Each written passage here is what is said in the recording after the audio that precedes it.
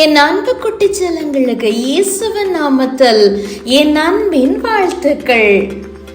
பல ஆண்டுகளுக்கு முன்பு இஸ்ரேல் என்ற நாட்டில் எலியா என்ற தேவனுடைய உண்மையான தீர்க்கதரிசி வாழ்ந்து வந்தார்.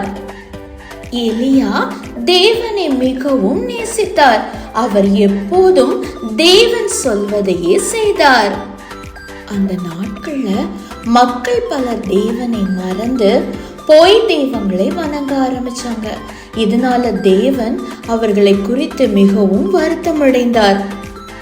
ஒரு நாள் தேவன் எலியாவிடம், எலியா, நீ ராஜா ஆகாபிடம் சென்று தேவன் மழையை நிறுத்த போகிறார், நான் சொல்லும் வரை மழை பெய்யாது என்று கூறு என்றார்.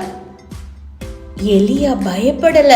தேவன் சொன்னபடியே ராஜாவிடம் சென்று தேவன் சொன்ன செய்தியை அறிவித்தார். உடனே ராஜாக்கு ரொம்ப கோபம் வந்துச்சு. எலியாவை பிடிங்க என்று வீரர்களுக்கு கட்டளையிட்டார். இந்த செய்தியை சொல்ல சொன்னதே தேவன். தேவன் எப்படி எலியாவை கைவிடுவார்?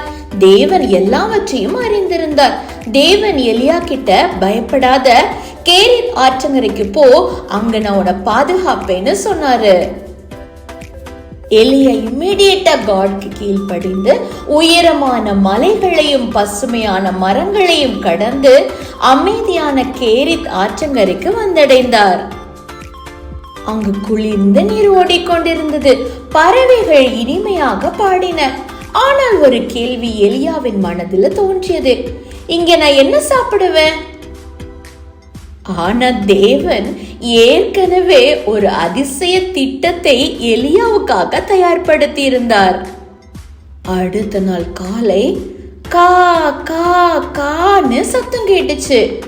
எலியா மேல பார்த்தாரு. கருப்பு நிற காகங்கள் சில பறந்து வந்தன.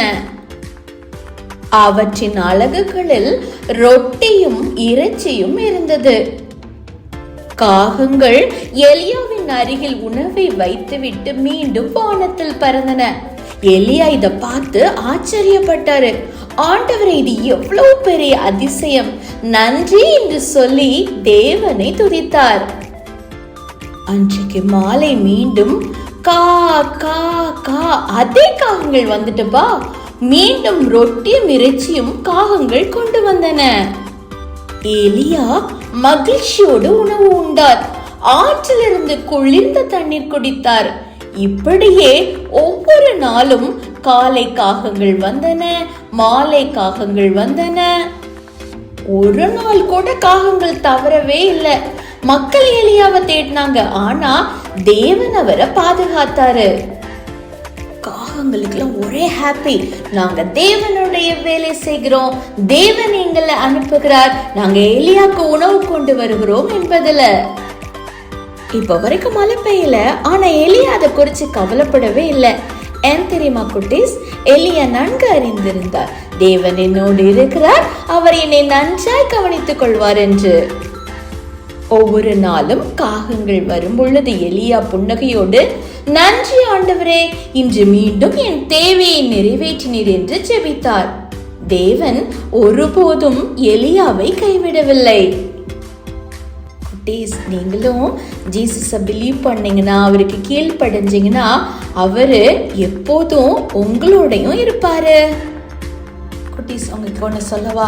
தேவன் உங்களை எப்போதும் பாதுகாத்து கொண்டே இருக்கிறார். நீங்கள் படுக்கும் பொழுதும், நீங்கள் எழும்பும் பொழுதும் உங்களை பார்த்து கொண்டே, உங்களை கவனித்து கொண்டே இருக்கிறார்.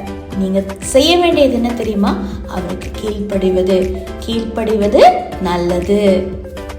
எலியாவுக்கு காகங்கள் மூலம் உணவு அனுப்பிய தேவன் இன்று நம்முடைய தேவைகளையும் அறிந்திருக்கிறாரு. நாம் அவரை நம்பி ஜெபிக்கும் போது சரியான நேரத்துல, சரியான வழியில நமக்கு தேவையானது அவர் அளிப்பாரு. ஏசப்பாக்கு கீழ்ப்படிவீங்களா? God bless you.